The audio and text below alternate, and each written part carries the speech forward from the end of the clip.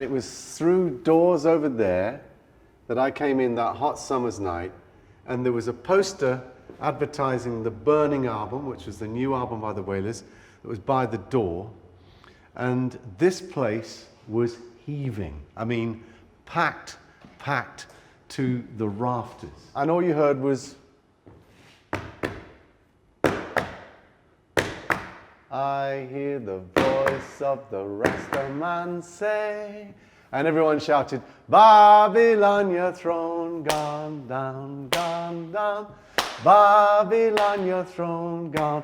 Boom, boom, boom, boom, boom, boom. This a Rodigan story, real reggae story, foundation story, David Rodigan story. Hey, Rodigan, remember those days when Ska was the sound, when Buster make Capone and him wear the crown, when Millie make Lollipop mash up the town, when Coxon up the sound, when King Stitch was around. The Jamaican experience is based on a fanatical love of the music, which is far outgrows anything that the English musical experience has ever had. Arms. This is sacred ground. I would have to be here, but I suppose for filming purposes it's better if I'm here. Have you asked him? When I walked through the door of that summer of '76, I was literally surrounded, as I am now, by the records that were produced by Cox and Dog at Studio One. And George Price was his dealer. They were close friends in Jamaica, and he set up this shop in London to be the exclusive purveyor of Studio One recordings. History is within these four walls. I learned so much about the music, about Coxon, the anecdotes, the stories, and then eventually got to meet young Chris, who was just a young lad. I could have been about 12 when Dave came to the house, and I was wondering, who's this man?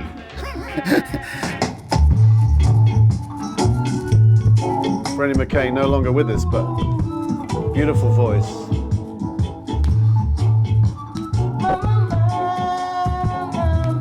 Crying on his record. I mean, I never used to play Studio One at all. It was in the house. But it always sounded old, and then this man came and I listened to his show, and gradually it just took me over.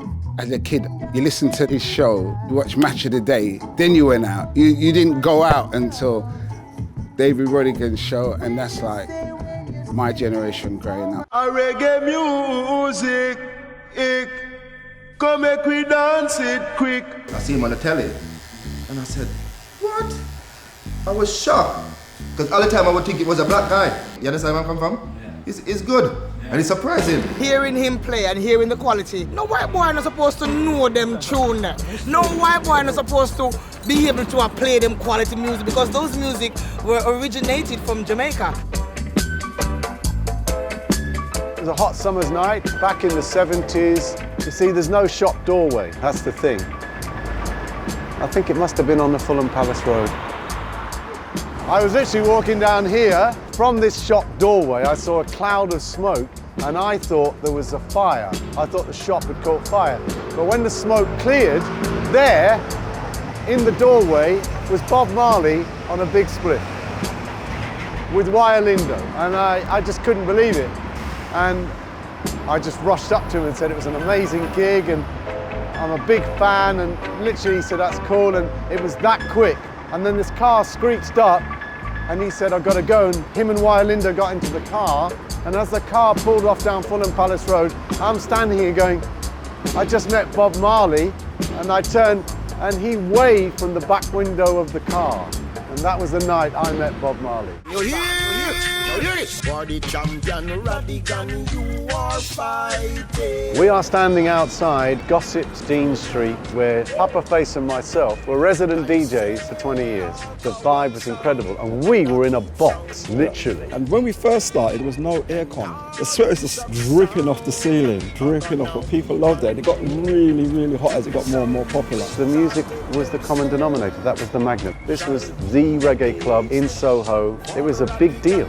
David Bowie, Mick Jagger was down here. And I had my moment with David Bowie because he came up to the DJ box and he said, I know you used to be at the Ram Jam Club in Brixton. I said, yeah, that's right. Yeah. Of course, I'd never been to the Ram Jam Club, but I didn't want to embarrass David Bowie. A couple of times people would come up to us in the DJ box and say, yeah, my mum and dad met here. Yeah. We realised maybe we need to quit. Move on. Incredible Rodigan. Sensational with the garden. Incredible Rodi. I used to listen to him as a kid, so obviously he's like one of my heroes. If you don't know me, I can get a bit carried away. So being at Music House with him, he'd be sitting there, he's doing a Clash next week, and he's got a list of dubs, and he's serious about it, and I'm like, blah, blah, blah, and he'd be like, shh, shh, I can't get this wrong. Yeah, when I tell him so what's on the people #1 champion sound, and all Mr. Rodigan. This room is exactly the same as the room that existed off the Holloway Road on the original Music House.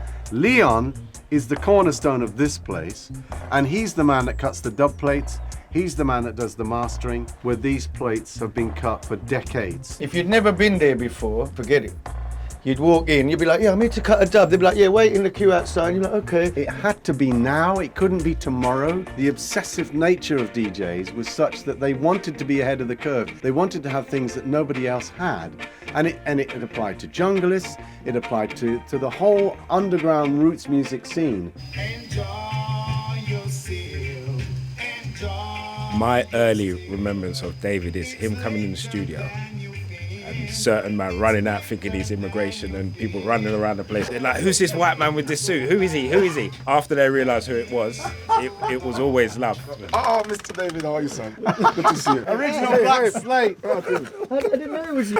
Original British reggae band incarnate here. He played that distinctive lead guitar on Murderer, Barrington Levy. Correct? Correct. All right, yes, the good old days. Sound killer, sound killer. Stick it, do na no na no na no na no na no na. Scene. You know what he was doing?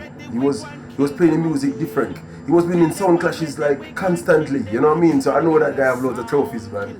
Loads of them, I guarantee you. If Rodigan putting on a song right now, we can tell you when it make, who make it, who it plays, who produce it, what they had done. He makes sure if I am going into this business, I am going to know it from A to Z. No plates playing in the ghetto tonight.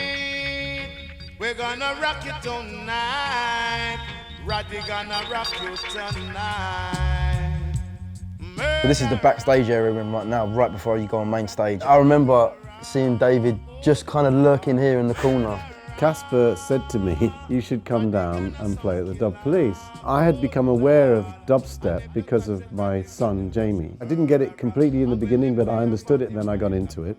But playing was another scenario. I knew that where our crowd come from, they knew reggae because it was connected to the culture. It worked with what was going on and what was happening, and I liked the idea of telling that story about the heritage of the music, and this being a huge part of it, but David was quite nervous. I was a nervous wreck. I walked out onto the stage, I just lost my confidence in what I was going to say or do. I just saw all these very young faces. This is not a reggae audience, it's not a reggae club. I remember you just looking at me as if to say, yeah?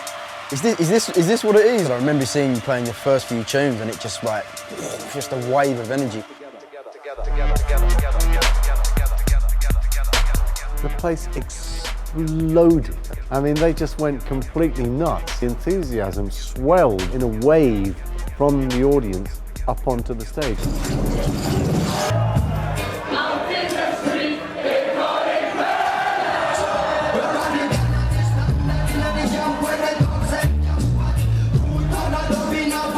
It was a show. It wasn't just someone playing tunes. It was like, listen, you come here, have a listen to this. Yeah, and you know, put his foot up on the stand and he's playing the bass, and I'm just like, these kids are just like, yeah, like, who is this guy? Here I was playing the dub version of Stars, the roots of Dub King, and then Augustus Pablo, East of the River Nile, new world, new audience going, oh wow, we get this. I just remember then suddenly becoming nervous because I've got to go on after him. When he drops the tune and then he'll be like jumping up, like it's just the energy that the man had. It's not about just playing the music. You have to have the crowd heating out of your hand. And he have charisma, he have character. Because once you have the crowd going, you cannot do nothing wrong. My name is David Rodigan and I've been doing this for 40 years. Give me some lighter. Give me some single.